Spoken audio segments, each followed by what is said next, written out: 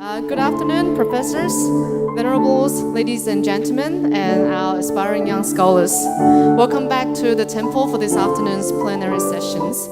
As this one will be conducted in English with our three very prominent speakers whom our MC have just introduced. And so just to quickly, if you didn't have a chance to hear the names, on my right I have Professor Michael Jerryson, Associate Professor from the Philosophy and the Religious Studies Department at Youngstown University in the States. And on the second right, we have Dr. Helen Correa, our president of the Guang College in Manila, Philippines. And we have Stefania Travagnin, an assistant professor from the Religion in Asia Department from the University of Groningen in the Netherlands.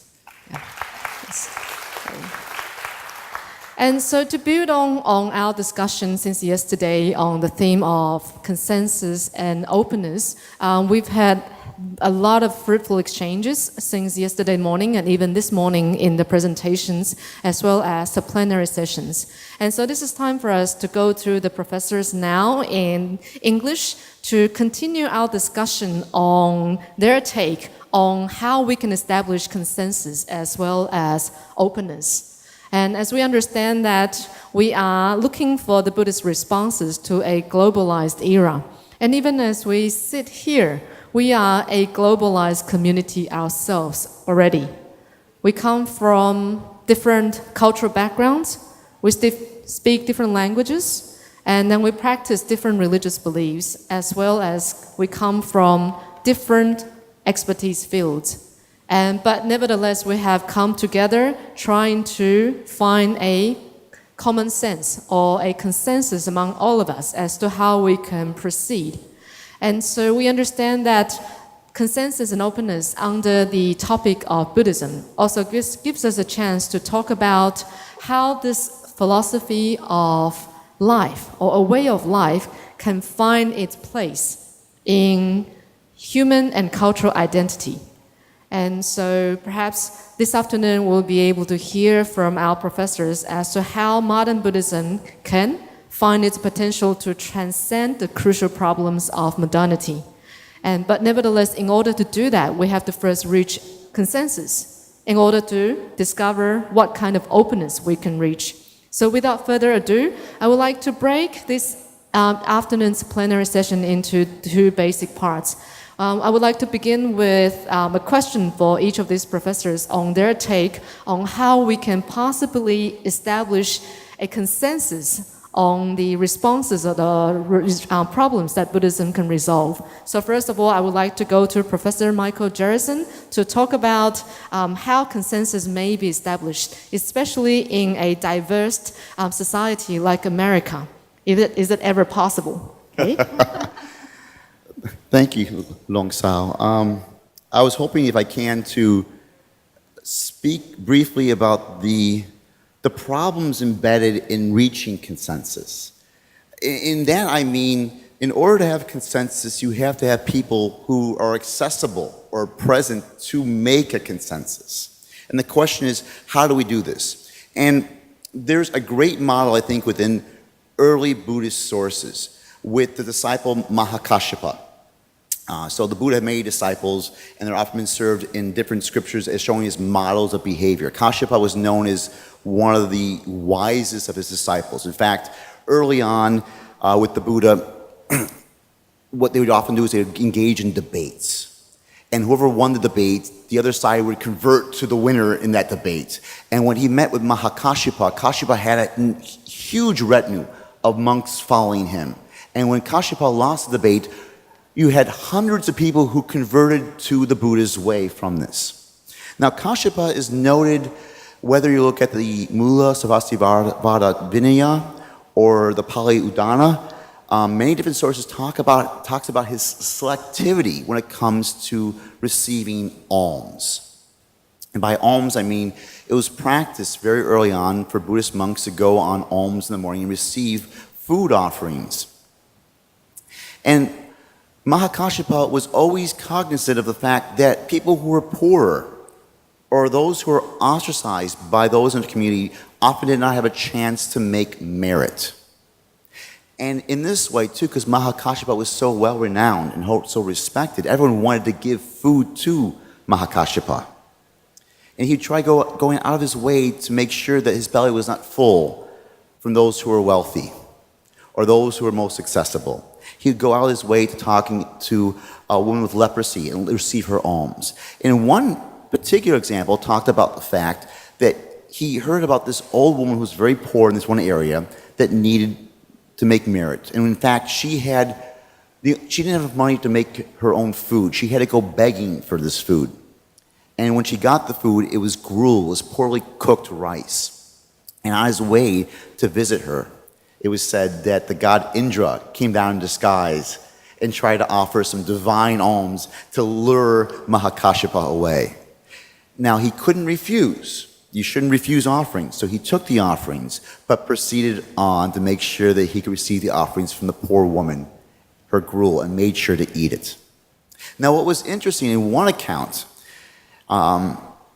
it was said that Mahakashapa received Indra's offerings, but then turned his bowl upside down. In effect, saying, yeah, I received your offering, but I'm not going to eat it. And when he went back to the Sangha, the Buddha reprimanded him and said, you should not refuse offerings. And so I think there's two things to think about here when it comes to consensus. One is that we should not reprimand or discourage or criticize those who are fortunate, just like the Buddha said. At the same time, we must be conscientious of the fact that there's some people less privileged than us that can't be heard very well or can't be available to make consensus. And what this demands of us then is to make efforts to make sure that we can make it more possible for them to have access so we can reach a better consensus. Thank you very much, Professor Jerryson. I think we'll come back to you after this to hear more about your take on openness as well. But in the meantime, I'm going to jump to Professor Stefania Travagnin. And I know you have studied in Taiwan for 7 to 8 years. You speak fluent Mandarin and Taiwanese, but you actually come from Europe. And so I guess with this exposure in Europe and then in Asia, can you also share your thoughts on how, a consensus among Buddhists can ever be possibly achieved? Thank you. Well, it was not 6 to 8 years, but almost 5, which is also a long time. So I was thinking, because yesterday, 2 days ago, we had a meeting, we tried to figure out how to address these issues, and I know a little bit how Michael was going to assess consensus. I was thinking to do something a little bit different. I have also a different background. I come from Chinese studies and study of religions, and I work on Buddhism in a Chinese environment. That's why also I went to Taiwan and I visit mainland China. So I was looking a little bit of a history. Sometimes history gives us very good example of heroes and good deeds and examples that we can follow, but also history can teach us what went wrong. And if we see what went wrong in the lack of consensus in the history of Buddhism, then we see what kind of issues we can address. Because those issues somehow are still present today in different shape, under different name. So if we see what the problems are, then we can work from there. So I was looking at the difficulties in the past for Buddhists to reach consensus. And it's not so much from the Buddhist doctrine, because, first of all, it's difficult to say what the Buddha actually said, because Buddha didn't write anything. Monks wrote things. And what I used to tell my students is sometimes you check Buddhist texts and you may find a lot of contradictions in it. Like the opposite, like a black and white. One chapter say black, and another chapter say white. So it's very difficult to reconstruct exactly, like with many other religions. So it's what Buddhists did with the Dharma. So I was looking at, in the history of Buddhism, you have Buddha, you have the first community, unified community, but then there was the schism, the division. So unable to say what really we have to do in terms of practice, and there was a lot of problems concerning the discipline and the rules to follow. So that was the very first issues that didn't reach consensus. And even now, there are different ways to run monasteries, different ways to understand Buddhist practice, different Vinaya, different disciplines, a different way even to look at the same disciplinary code, right? So that was the first issue. The second one, going historically speaking, was what to do with women in Buddhism. So there has been, and there is, a lack of consensus of how much women can go up. And I'm Italian, as Miao said, and I was raised Catholic, of course, like 100% of Italians. At my generation now is a little bit different. And you see in Catholicism, nuns, they cannot give communion, they cannot, they can if they have a special blessing from the priest, so the position is very low. But if you look in Buddhism, nuns and monks, if you're fully ordained, you have the same ritual power. And in some parts of Asia, East Asia, the 8 chief rules are not really followed anymore. However, in the past, there was a big issue, apparently, according to the scriptures, can women actually become monastics? Can they have the same ritual power or of monks? So that kind of equality that has been undermined mostly with the Ashtaguru Dhamma, the Pajimpa, the 8 chief rules, but not just that, also the entire group of precepts. And right now, there is a lack of consensus in the Theravada and Vajrayana tradition. And then Michael mentioned yesterday that I think Vajrayana is trying to find a way to escape that. But there is, so that is a problem that needs to be addressed. And linked to that, I remember reading the problem of the history of the Dharma. The Dharma goes through cycle. Have the original Dharma, the apparent Dharma, then there is the Mappo, they say in Japanese, Mofa, the final phase of the Dharma. And connection with women, there was always the problem of how the presence of women in the Sangha as monastics can affect the duration of the correct period of the Dharma. And you can find 2 different responses in the text. One is good, because now we have both the gender as monastics, so the 4 groups of laymen, lay women, monastic men, monastic women, they are all represented, so Dharma can flourish even more. But then there was another version say, well, because women can be a problem for the monastic Sangha, so then the period of correct Dharma can decrease. So this is the lack of consensus on the position of women has been carried out also in different other situations. And then the final 2, I know I have to speak 5 minutes, the final 2 issues are more into Chinese Buddhism, I say speaking historically. In Chinese Buddhism, there has been pre-modern Buddhism, the formation of many schools. After the schism, you have a formation of many schools, competition among schools, and also feeling which sutra is better than other, which practice can make you reach enlightenment better than others. But if you think from the Dharma perspective, each practice is good. It depends on your disposition. So it's like you have to go from point 1 to point B. There are different ways to go there. It doesn't make one better than the other. So some schools create a classifications of doctrine. It's Panjiao in Chinese. And the pre-modern, even in the modern time, you have monks making different form of classification of teachings. Inshun was one. But, to find a way to classify the teachings, like if you need to make a kind of first, so the best one, and then the one that is less better.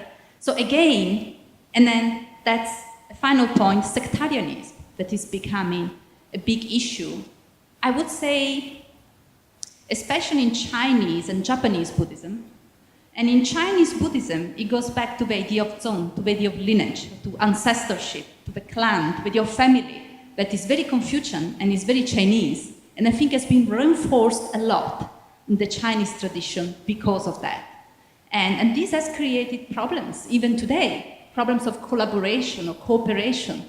So I think if we try to go beyond this issue, and then you can find a consensus. So I think I'm doing a different kind of reasoning than Michael, try to see why we don't have a consensus, even within Buddhism. And then probably similar issues happens with other religions. So in order to have a unified Buddhism, right now we talk about one vehicle, in order to have a unified Buddhism, then you can actually have a better interfaith dialogue. Okay. Thank you very much, Professor Travagnin. Before we heard Professor Jerryson's story about Mahakasyapa, and that at the end of his 5-minute take, he gave us a message that we should not discriminate amongst the theories or the practices. That's probably one of his suggestions to begin in reaching a consensus. And so now you have listed a few problems. So before I go to Dr. Correa, may I kind of just press further to ask you another question on consensus based on the problems you have just listed? Would you be able to, in short, give your suggestions to how consensus may be reached despite these problems? From a Buddhist perspective, yes, there are some key doctrinal concepts. Could be emptiness, could be conditional arising. Try to translate in English.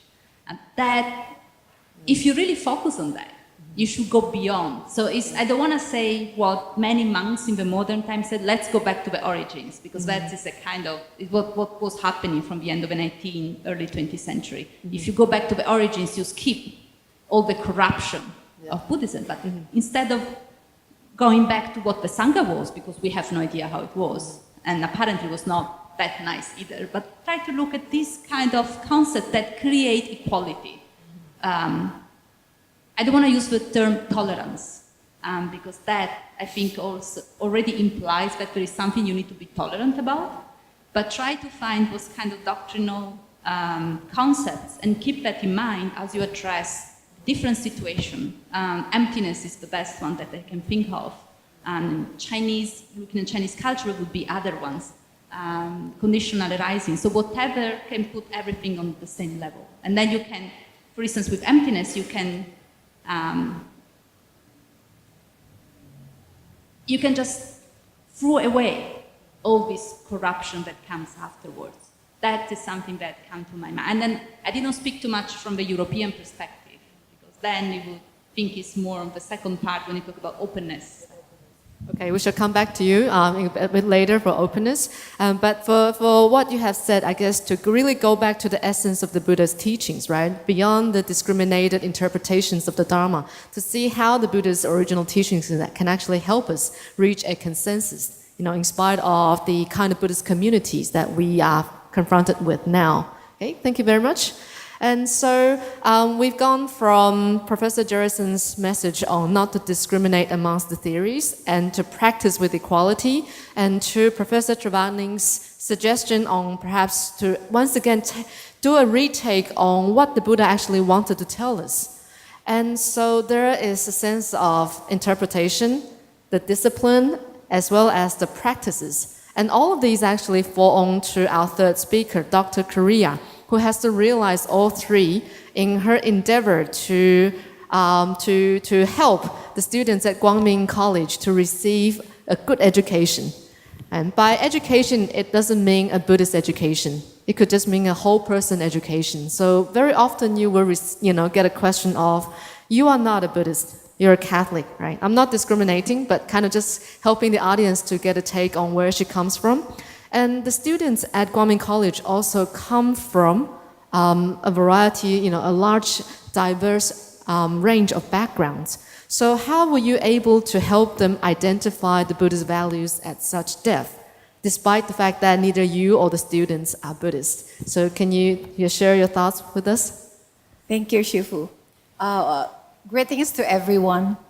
Actually, I would like to present to you the Philippine settings, which I believe that we are very unique in a sense that we have been colonized by different countries. So as a result, Filipinos, you cannot distinguish what the typical Filipino looks like. Even among us, there are 6 of us representing here, the Philippines, but you cannot distinguish us whether we are really Filipinos or not by just our looks, no? And so I would begin with presenting to you the pluralism in the Philippines. As I have said earlier, this morning we had a very good discussion about using different senses during the workshop, which I would like to mention also that according to Buddha's explanation, which was emphasized here on consensus and openness, that through seeing, listening, and feeling and knowing vary according to different schools and sects. And this is very typical among us. In the Philippines, we are composed of 21 major ethnic groups. And we are composed of 3 major islands. And you can imagine each region speaks different languages, practice different cultures, different faiths, and so on and so forth. So, of course, we reach into the consensus in such a point that everybody, no matter what, would love to promote peace and harmony. That's the main thing, that we would like to be happy, we would like to relieve from poverty, and so on and so forth. So, but of course, I cannot say that these people will approach in the same way to reach into that consensus. There are different ways of doing it, or probably, as I've said, because of our diversities, then we have a different backgrounds, we have a different perspective. So I would like to share that experience in Guang College itself. How did humanistic Buddhism influence our perspective and makes us a better, maybe Catholic, a better Islam, a better Christian, or whatsoever, whatever faith they do belong. Initially, when we recruited our students in the Philippines, it is very challenging, and I couldn't even believe that I was able to make it. Going into the different places, different areas, and I have to read. I didn't know about humanistic Buddhism in the past. It is maybe, I just started knowing about it about 4 years ago. And so hence, I have to read a lot, and I was convinced reading into the books of Master Xing Yin. So I started recruitment, going around. And so because of this experience, I have come to realize that at the end of the day, everybody would like to be in harmony with each other. So we reach into the consensus in such a way that parents, students accepted that they are going to Guang College as a Buddhist institution. I have to convince and introduce to them that me as a Catholic also embraces, because the teaching of Buddhism is actually universal.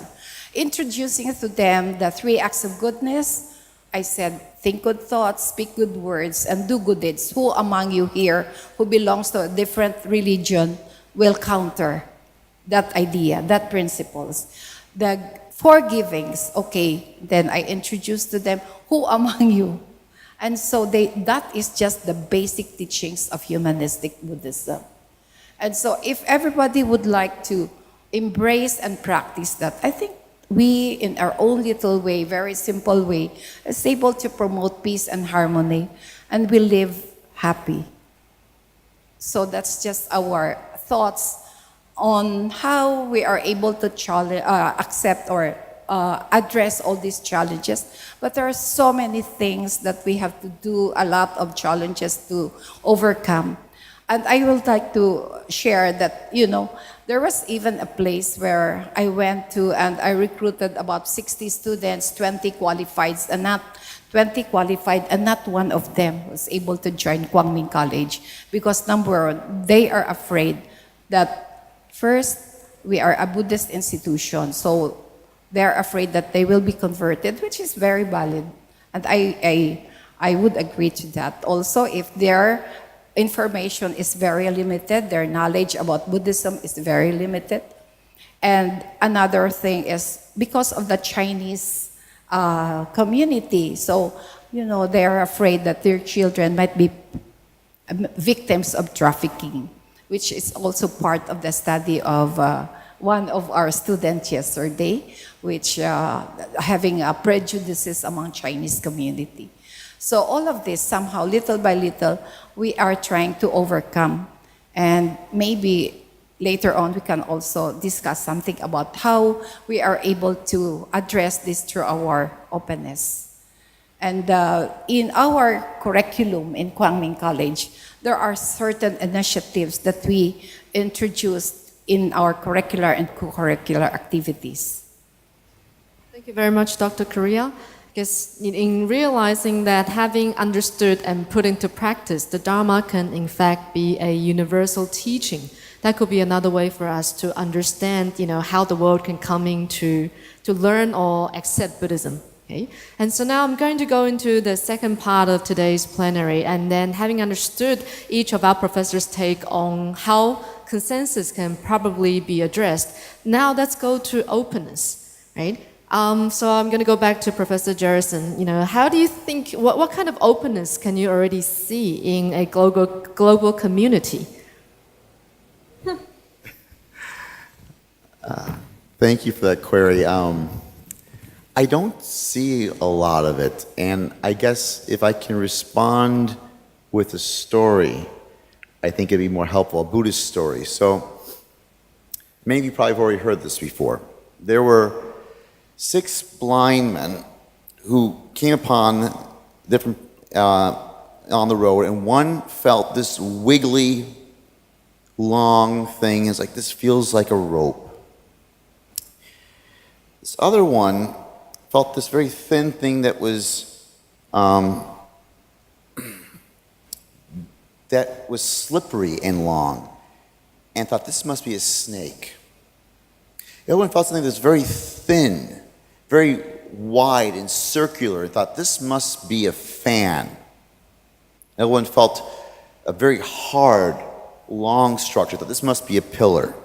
The other one felt what felt like a wall, so this has got to be a wall here. The other one felt something very sharp and long, thought this must be a spear. And each of them thought they knew the truth, and they did. For every part of what they were able to experience, they were grasping what was accurate. But lo and behold, all 6 of them were actually touching a very docile male elephant. In Buddhist doctrine and in Jain doctrine, there's the idea of what's called anaikatavada. The truth is multifaceted. And by that it means we might think that we have the truth. And in fact, we might. But that does not mean we have the complete truth. We're not, as far as I'm aware, I'm not awakened yet. And we're in a level of Maya, of illusion.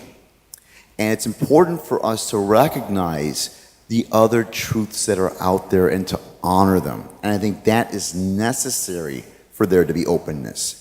So openness is a very difficult thing, and it first requires of us to sacrifice the idea that we possess all the truths. We don't. We are blind, I would say men and women. Most of the Buddhist scriptures talk about men. We're blind people in this world of Maya.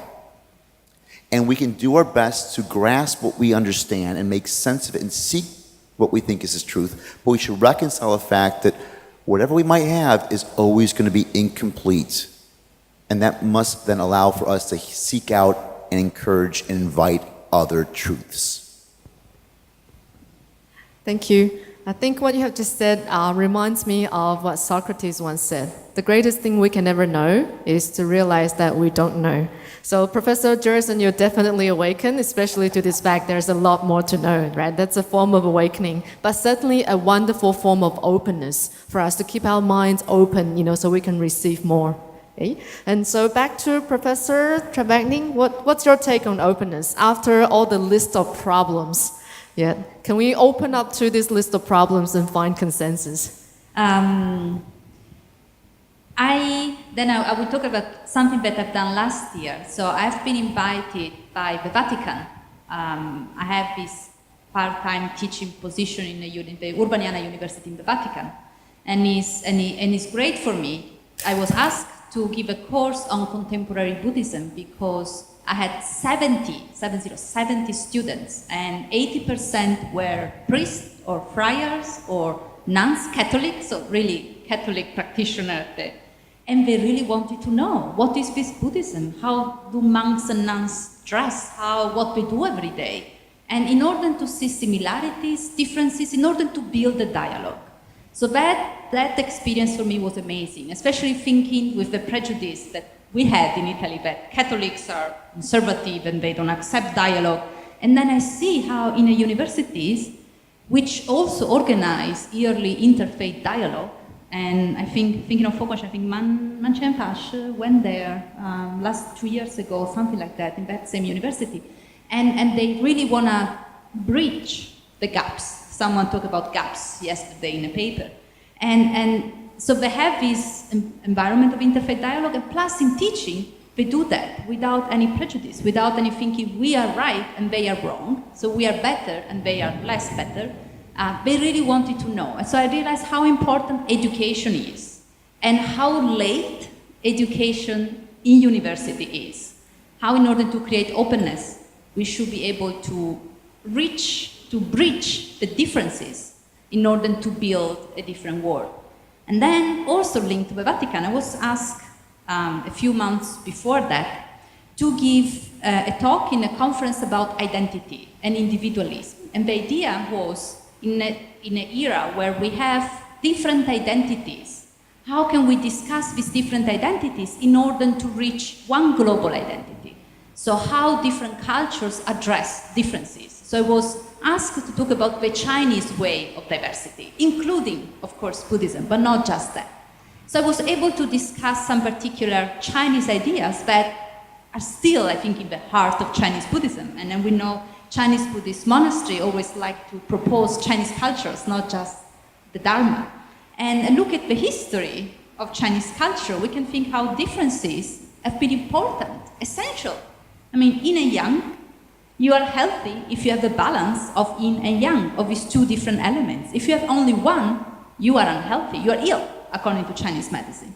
So you need to merge these two complementary forces. So we need to merge our different identities.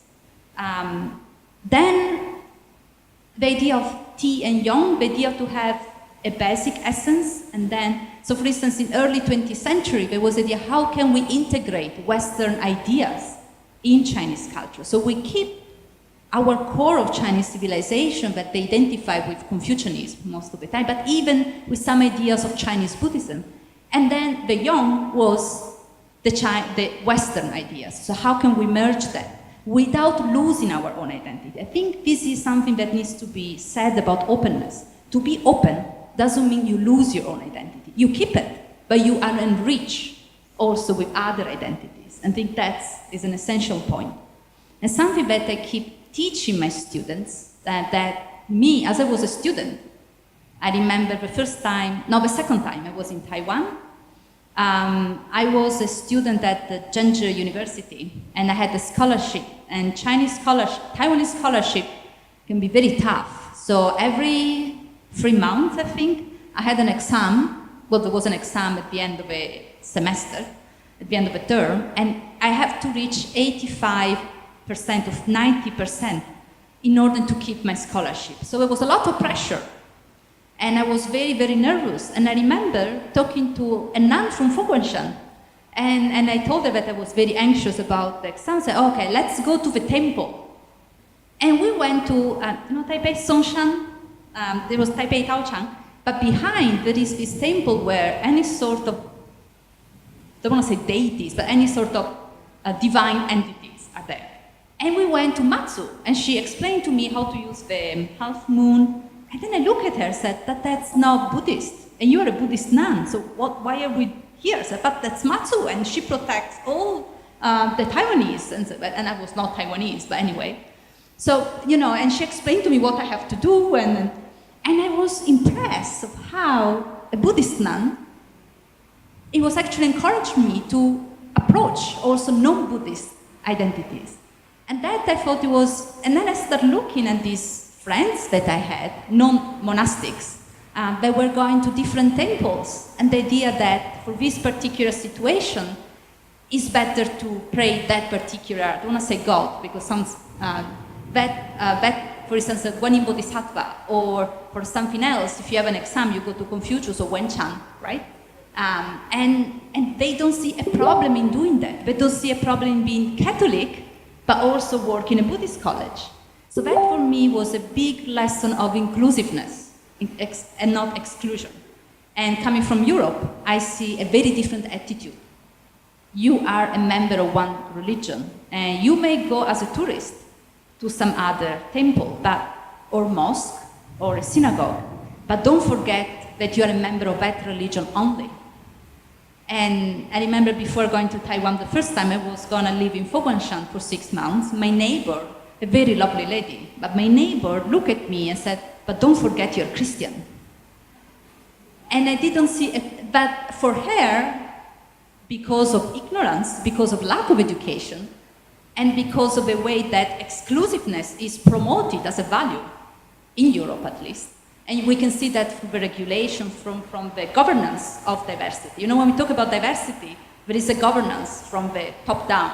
Number is how people actually live diversity. And I noticed that in China or Taiwan, you may have rules, especially in China, saying how religion should be, but then people do what they like to do.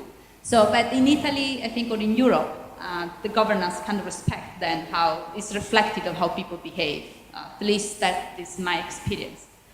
And so this teaching of inclusiveness, that we can find also in the concept of emptiness, again, just to go back to that idea, but is part of Chinese culture. That is something that also we can keep in mind and propose in order to go beyond one vehicle that we talk in Buddhism, but try to find one culture and try to look at shared patterns and look at what is not shared as a way to enrich ourselves, not as a way to decrease or undermine our own identity. Thank you very much.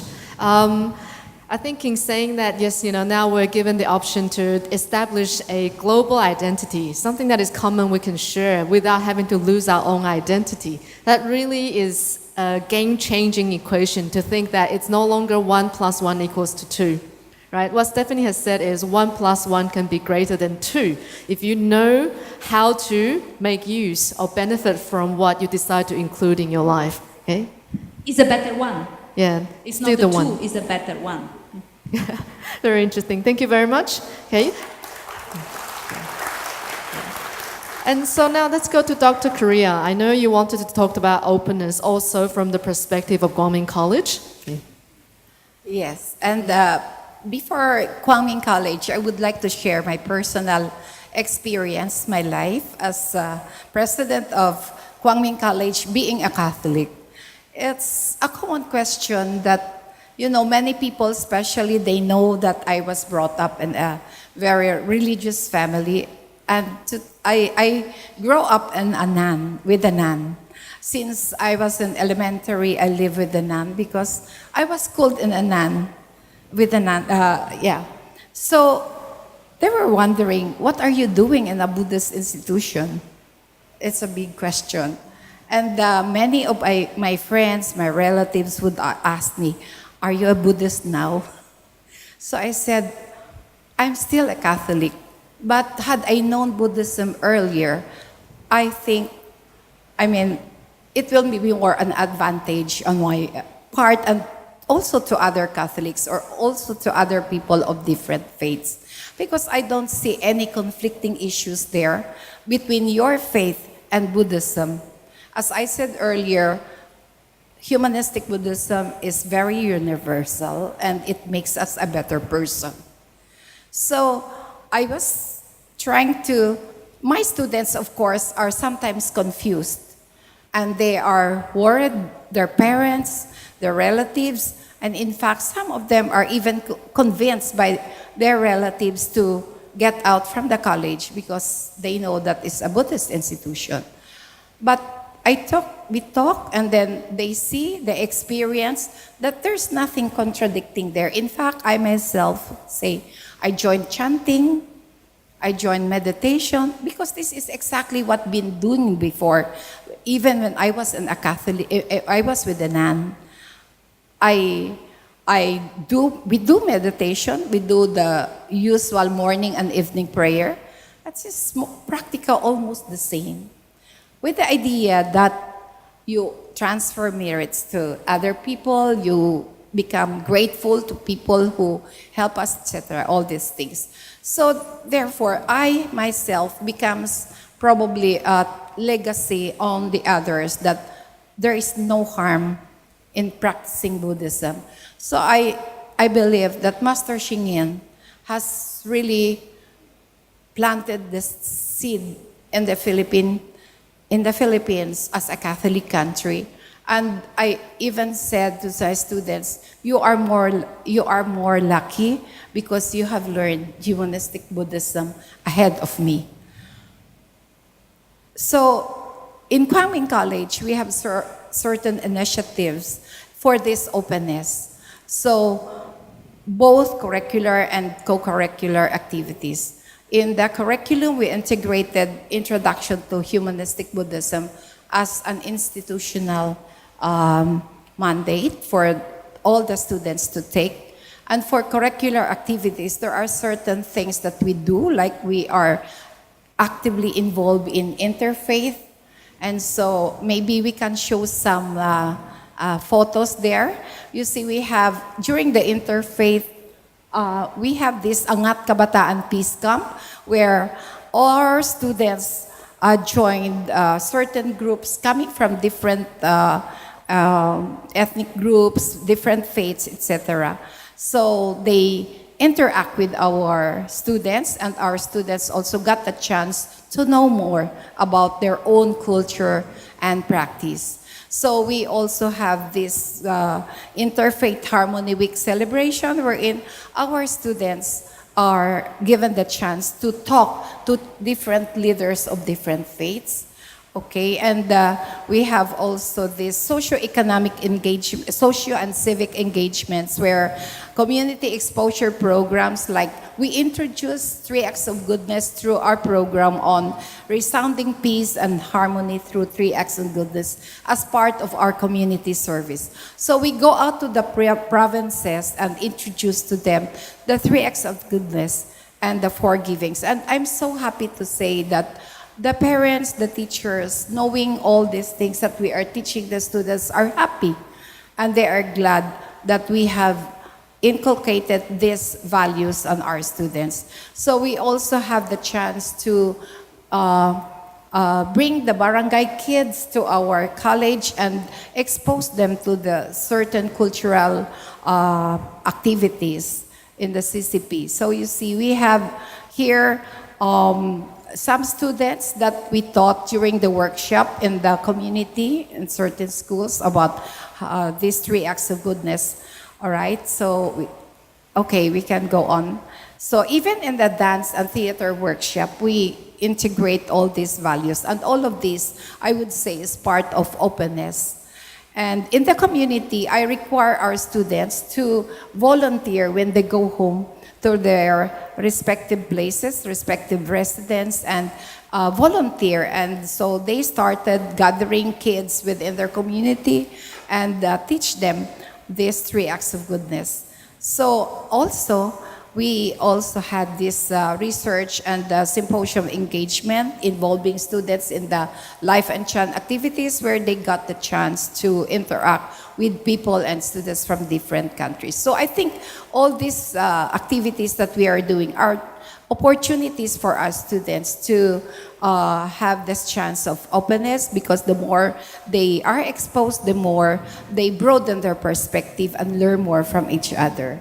So understanding the differences among cultures, among races, etc. So I think this is some of the initiatives that we have been doing, which we are happy because our students are beginning to change change their perspective and understand more. So we have even the student exchange program with Nanhua University. Our students from Taiwan got to know more about Philippines, got to know more and about the practices that we have. And in fact, they have some negative connotations about Philippines, and their exposure in the Philippines, especially with Guang College, changed their perspectives. So just these are some of the few and simple initiatives that we had. Okay. Right, thank you very much. Please give a round of applause to our 3 speakers. We've set aside 15 minutes to open it to the floor. I believe the 2 days of discussion now should give you enough questions to want to ask. So we're going to open it to the floor now. So if you have any questions for our three speakers, feel free to come forward and pick up the mic. Okay. Sure. And so when you're thinking about the questions, please come forward, and Professor Jerryson has something to add. Well, I'll just say that you'll do us an honor by asking a question. So please, I beseech you, do so. Yes, that's what a panel is for. Any brave souls? Randy.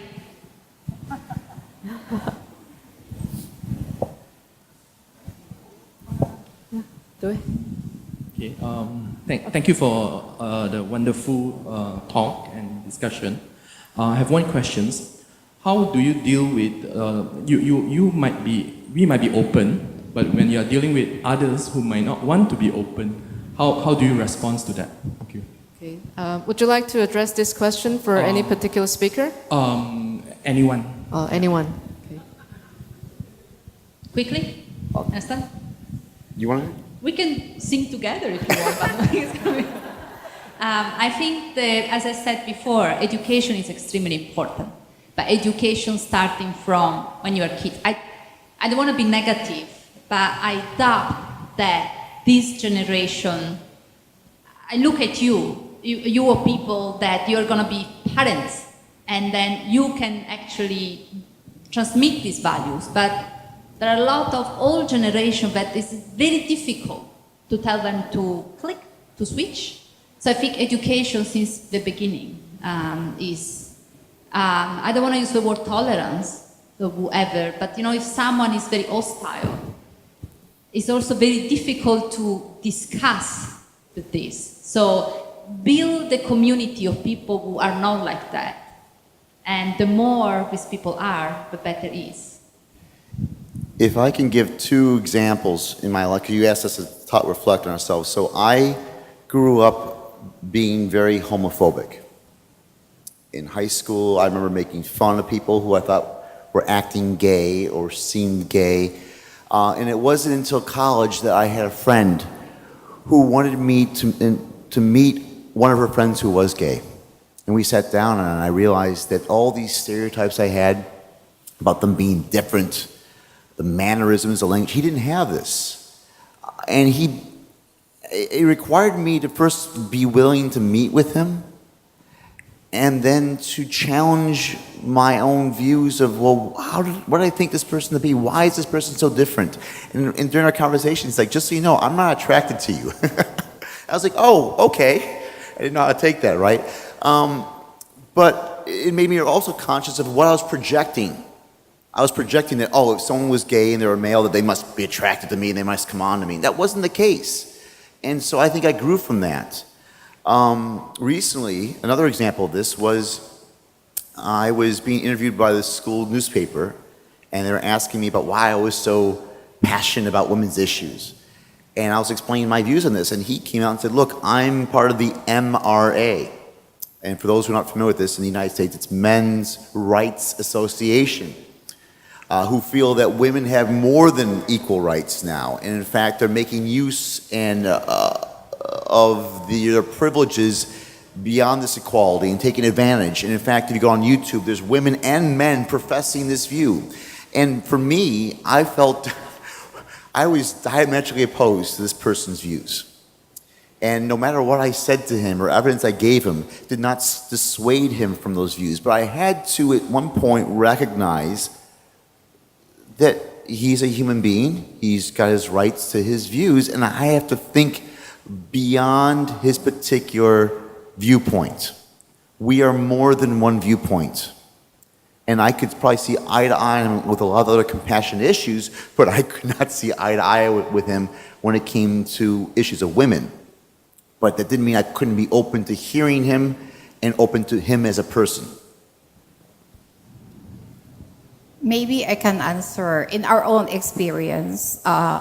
Of course, as I mentioned earlier, during the recruitment stage, I find it very challenging because I met a lot of people who are not really open, especially despite of the fact that our scholarship is really one of a kind in the Philippines, that there's nothing else that can provide them as much that we do. No? But yet, well, in our own little way, we cannot do anything about changing their perspective, but I said in our own little way, we can do something by making people who are open have this, the students develop in our school, improve, and when they go back to their respective community, they see changes there. So that itself is already an initiative, a very concrete, should I say, example of how they change and how Buddhism has helped them a lot. And there's nothing much that you can say, but the experience itself is already something that maybe made them become open. So there's one area that I went. Initially, there's only one student because many wouldn't allow their students to come, most of the parents there. So when the student came back, and they see changes in our students. So now they keep on calling us, and then in fact blame the coordinator why they were not invited, because initially they ignored our invitation to this. So it's just like you have nothing else to do. You cannot do anything to change their perspective unless, it's a process. It's a process. Getting into this thing will require a process, and of course, they have their own point of view, and you just have to respect it. If men's rights, and I've been joking with him about that, but if I may add some, since they have had some personal experience, tell you a couple of things. So I study Chinese. I'm an Italian, raised Catholic, studied Chinese culture, and speaking Chinese at home and dreaming of going to China. I come from a family, my parents speak Italian, they can say 3 words of English and 2 of French, speak Venetian, our local dialect, very well, but that was, and I did Chinese and Hindi. My little brother did Arabic and Persian. So that was, I think, was if I think about my father, which I loved the most, but he was very exclusive in his way of viewing other. And he is a very sweet man. He was a very lovely person, but because of his education, he was looking differences as problems. And then I went to Taiwan, and I have to live in this Buddhist monastery, and he was not happy, but not because of the Buddhist monastery, because I was a girl, 22 years old, going to live in China alone. That was not good from the Italian conservative perspective. And then I enjoyed very much. And then I wanted to go back. And then I went back. So my parents started becoming very worried that I could become Buddhist, or that I could feel attracted by Buddhism. And they are not that Catholic. They even didn't go to church. My mom, when my father died, she said, well, let's have a Catholic funeral, but just because we don't want to look so different from the other people. And then they called me and said they wanted to come and visit me during the Chinese New Year. And that was because they wanted to know. So then I found that it was a very lovely step from someone very close-minded, like my father, to say, let's go and see. And if we don't like it, we take her back home with us. So that was the bad side of the story. But it didn't happen. So then they came for the Chinese New Year. I didn't have classes. I had 3 weeks of vacation, 4 weeks in Taiwan of vacation. So we went to different Buddhist temples because they wanted to see Buddhist temples. We spent the Chinese New Year at Foguanshan. We had the New Year's Eve dinner with, there was also Xi Yun, Master Xi Yun. And I think there is a video somewhere at Foguanshan where so the foreigners were asked to go on a stage and sing a Chinese song with a lotus. So my parents actually did that. I think I did not. I was with a nun recording that because I think that's going to be wonderful. I'm going to show to all my relatives. And they love it. Well, my father has a problem with the smell of chow tofu, the stinky tofu. He had a serious problem with that. He was eating crackers and drinking apple juice for 3 days. But he loved the culture. He loved the people. I have 5 minutes. And then he went back and he said, I was worried. I was thinking to take you back home with me, but I'm really, really happy that you are in that environment. So you see, close-minded people, they also, you need to listen to them and try to bridge. Yeah. If I can piggyback briefly off of what Stefania was saying, because I know your interest, Kanchang, is about politics too. So my country in the United States is what I would say infected with a liberal condescension. And by that I mean people talk about being very liberal and progressive and they're accepting everyone except the closed-minded people. So you're not accepting the closed-minded people. And Pankit Mishra has this book out that he's been pretty much canvassing the entire world about, talking about we're the age of anger. And he talks about this throughout, wherever you go, whether it's Europe or Asia or Africa or the Americas, there's this anger. And I think he's partly right but partly wrong. In fact, because anger is a secondary emotion. It's not primary. What's primary is fear.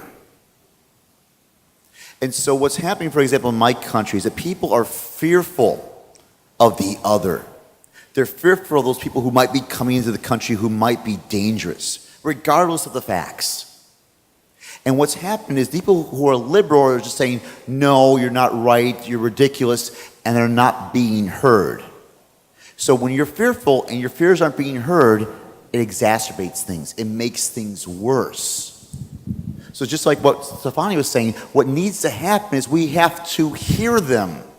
Have them understand that we hear them. Expose, again, the metta karuna, the compassion, the loving kindness to them. Be a container. And by taking in their fear and making them hear and know that we've heard their fears, allow those fears to go away. Because fear goes away when you talk about your fear. Anger, jealousy, and lust do not. The more you talk about anger, the more angry you get. The more jealous you are, the more talking about, the more jealous you get. Same. But fear and sadness are different. When you talk about what makes you sad or makes you fearful, it goes away.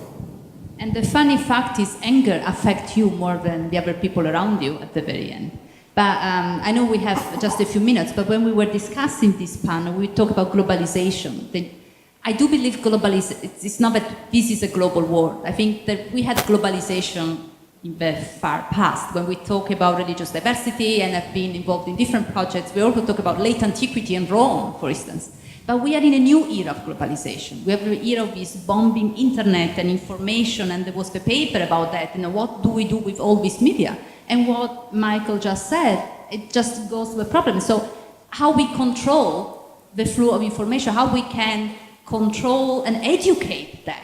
Because what media said is even more important of what I say in class to my students, because they watch the media. They say that Islam is bad. So they come to class and I say, but it's not that Islam is bad. Some people are bad. If they say, but no, in the news they say that Islam is bad. So I think in the new era of globalization, if we really want to reach openness, we need to find a way to control the management of what's going on in the news in order to control this fear and anger that Michael was talking about. Okay. Do we have any time for one more question? Yeah. Okay.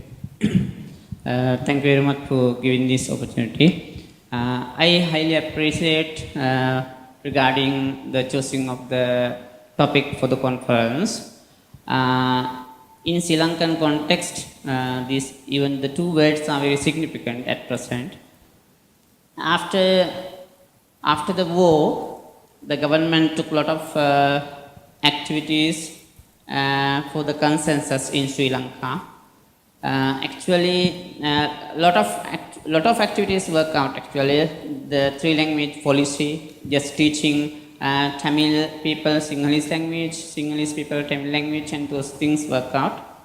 But at present, because of the lack of openness, the things are getting worse. Actually, even with regard to the recent problems with regard to refugees, the government didn't act with openness. And there were a lot of problems because of that. Actually, we didn't realize even the refugees were in Sri Lanka because of the lack of openness. So I would like to know about the challenges that are facing or that are faced by the Fogon San when you are dealing with openness in this multicultural society. So I would like to know about the challenges that you face when you are dealing with openness in the path that you are leading towards consensus, just to have an understanding. And I would like to add a lot of things regarding Sri Lankan context, but the topic will be a different matter here in this moment. I'm not going to talk about that. Just to have an understanding, what are the challenges that you face with? So I guess this question is addressed to the moderator. For me? Yes, especially for me. you. Yeah. Okay, well, that's actually very interesting. Thank you very much for the question. Given that I have 1 minute to answer your question, I would say, based on my experience in being a member of Guang, right, we always set out as a very open community. For example, I was born in Taiwan, and I was raised in Taiwan, but I migrated to Australia after age 12, and I studied over there. And so after I turned 12, right, I tried to tell people that I am Taiwanese in Australia. They don't understand, right? And after I turned 23, having returned from Australia to Taiwan, I tried to tell people that I'm Australian, and they don't understand. Right? They're saying you're neither, right? You look Chinese, so you're not Australian. But you look Chinese, you talk like an Australian, so what are you, right? And so I had this identity crisis all throughout my life, which got worse after I became a monastic, right? I'm a non-Taiwanese, non-Australian bhikkhuni who's supposed to be global. Yeah, but that put me in a very wonderful position for me to understand that, this is where I'm headed to now. Yeah, so I would say Foguangshan is founded in a very interesting era where the world has opened up. And our leader also has such an open mind who says, okay, just go out there, right? Don't set any restrictions on boundaries for yourself. And so anytime you feel a difference between the self and others, it means you're already drawing a line between yourself and others, which is something which Master Xing Yun never did. Yeah, so just in short, I would say, based on the establishments of all the monasteries around the world, when you go to South Africa, our statues are of a brown color. They look African. When you go to Australia, the Buddha statues look Australian, right? And when you go to Paraguay, to our hospital, that was founded to help premature babies. You see standing outside the door, on one side, a statue of Guanyin Bodhisattva, and on the other side, Mother Mary. The two of them looking to shake each other's hands, right? They're best friends. Yeah, so I would say that sense of openness, which we have seen all along, given to us by our Venerable Master, is a very wonderful way for us to remedy our sense of discrimination. So whenever you see that, turn to a community that's already realizing the spirit of equality and openness. And then you will awaken to that very, very priceless value. So I understand that as an individual, we tend to try to find our place in a group or in the world, right? But now, we need to awaken to the fact that we are no longer just one. Like Stephanie said, although it's about the one, but you need to put the many ones together to make it bigger. Otherwise, you would just be the one. Yeah, so stick to that priceless value taught to us by the Buddha. Equality, right? Emptiness. I think all of these will keep coming back to us anytime we're confronted with our own tendencies to discriminate. Yeah. Okay, thank you very much for your comment. At the same time, I'd like to add one thing. So, is there any possibility of Fogon San to lead some sort of activities in Sri Lanka for consensus with openness actually? So I represent Bhikshunis of Sri Lanka, and I deal with a lot of young monks representing the entire Sri Lanka. I think if we just start some series of activities, we can address to the entire Sri Lanka. It means the monks who are selected to the university represent the entire country. I invite Fogon San to have a discussion and think of creating consensus in Sri Lanka, and I'll be leading and I'll be taking every possible activity with the Vice Chancellor of our university to support you and just to launch those activities. It's a kind of humble request from me. I feel very serious about the situation in Sri Lanka, and I am so happy the way you deal with these matters in Singapore. So I think it's time for you to consider my request. In future, we will work together and do some series of activities for creating consensus in Sri Lanka. Okay, well, thank you very much for the invitation. It's a very kind gesture, and it also gives us a lot of hope to see that you have this in mind. And you have come to the right place because the Abbess of Singapore, Venerable Jerryson, is also the Abbess of pretty much the rest of Southeast Asia. So talk to her. She's your person. And she's very passionate and compassionate. Yeah, so, later on in our general discussion panel, we would love to also hear from Venerable Jerryson about her insights on openness and consensus, especially in this matter. Thank you very much. Thank you very much. Yeah, so we've gone over time, but thank you very much again to our three speakers on the panel. Amazing insights, amazing views. You have definitely kept our mind open. And so this concludes our second English plenary session, and we would like to thank you for listening, and I'm going to hand the mic back to our MC now.